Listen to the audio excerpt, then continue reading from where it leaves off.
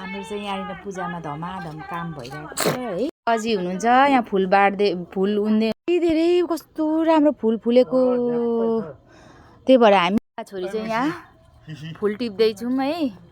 उन्नको लागि फुल टिपेको हौ दाइ, के को लागि फुल टिपेको त्यो पनि भन न अरे के।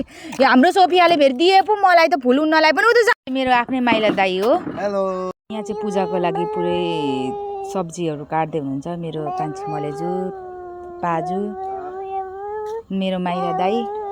पूजामा आउँदाखेरि पनि नानीले केही काम गर्नु देख्छ नि। म चाहिँ फुल टिप्दैछु। यो फुल टिपेर उन्नुपर्छ टिपै भन्नुभयो, त्यही भएर टिप्दैछु। म चाहिँ के गर्नु त, नानी रुखुरै गर्छ। अनि यो चाहिँ हाम्रो ठुलो बुवा बाइकमा आउनुभएको अरे।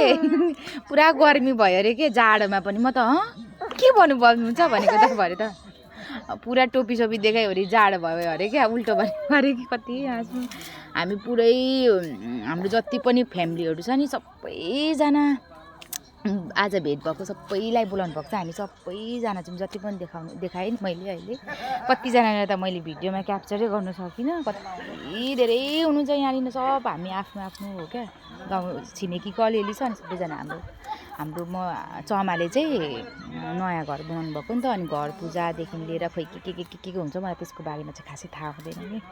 बेलामा मेरो छोरी पनि देखाउनु त पर्यो मैले होइन। मेरो छोरीले चाहिँ मलाई केही गर्नु दिएको छैन। फुल टिप्दैछु क्या, यहाँ फुल टिप्दै अनि गफ गरेको क्या।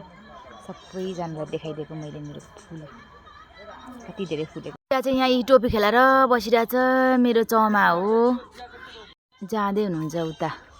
उता चाहिँ अजा हो, यता बुइनी सोफिया